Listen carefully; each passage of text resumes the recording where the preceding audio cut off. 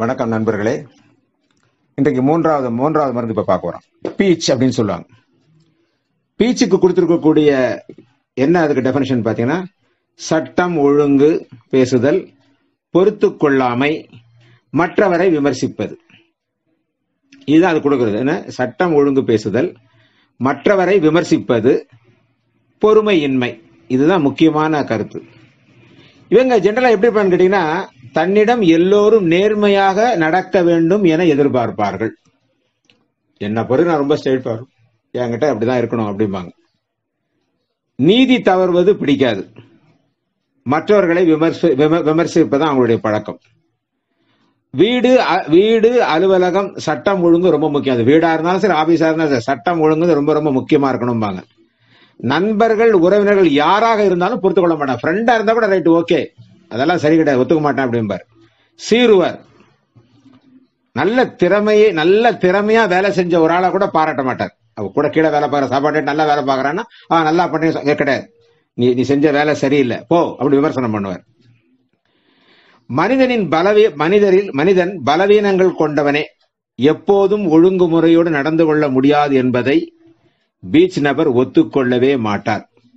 பிற நிலையில் இருந்து பார்க்க தவறுவது, மற்றவரை பாராட்டாமல் குற்றம் கண்டுபிடிப்பதுதான் இவருடைய வேலை.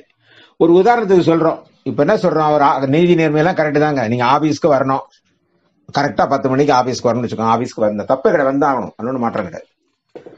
ஒரு நாள் ஒரு வரக்கூடிய வழியில ஒரு டிராபிக் பிளாக் ஆயிடுது, பஸ் லேட் ஆயிடுது, வர ஆரம்பிச்சுக்கோங்க.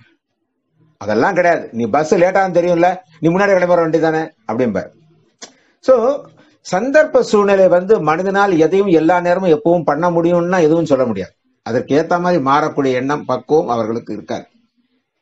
அதனால அந்த மாதிரி இருக்கிறவங்களுக்கு நம்ம என்னன்னு கேட்டீங்கன்னா, இந்த பீச் மருந்து கொடுத்தோம்னா அந்த நிலையிலிருந்து மாறுவார்கள். இதுக்கு ஒப்பிடுதல் என்னன்னு பாத்தீங்கன்னா, வாட்டர் வயலட். வாட்டர் வயலட் தான் என்னோட ஒப்பிடுதல் மருந்து. வாட்டர் வயலட் பின்னாடி வரப்போகுது, முன்னாடி அதோட ஒப்பிடுதல் கம்பாரிசனுக்காக சொல்றாங்க. வாட்டர் வயலட்டோட கேரக்டர் கேட்டீங்கன்னா, யாரையும் விமர்சனம் செய்ய மாட்டார், மற்றவர்கள் பிரச்சனையில் தலையிட மாட்டார். சொல்லுவாங்களே, அவன் என்னப்பா அவன் பாட்டுக்கு உட்காந்துக்கிறான், இடியே விழுந்தோட என்னன்னு கேட்க மாட்டேன்றான் அப்படிம்பாங்க. யாரையும் விமர்சனம் பண்ண மாட்டாங்க, யாரோடைய பிரச்சனையும் தலையிட மாட்டாங்க. இது வாட்டர் வயலட்டோட கேரக்டர். இவங்க ரொம்ப ஒரு வித்தியாசமான ஒரு நபர்களாக இருப்பார்கள்.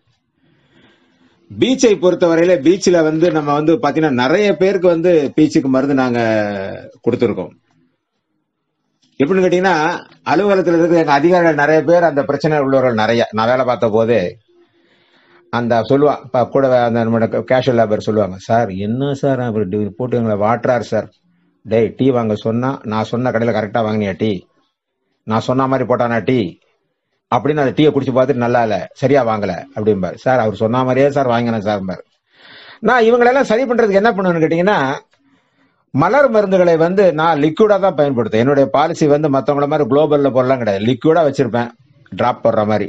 அவங்ககிட்ட சொல்லுவேன், டேய் அவர் டேபிள்ல தண்ணி வைக்கிறீங்களா, குடிக்கிற தண்ணி என்ன பண்ற, காலையில அவருக்கு தண்ணி பிடிச்சி வைக்கும் 2 சொட்டு அதில் விட்டுறேன் நான். சார் ஏதாவது ஆயிடுமா சார், ஐயோ டேய் ஒன்னாவது வைடா பண்ற அப்படிம்பேன். ஒரு 3 நாள் தொடர்ந்து அவருக்கு பண்ணதுக்கு அப்புறம் சொல்லுவான், சார் இப்ப ஒன்னும் கேட்கறதே இல்லை சார், டீன் மட்டும் தான் கேட்கிறாரு சார், எதை கொடுத்தாலும் குடிக்கிறார் சார் அப்படின்பா.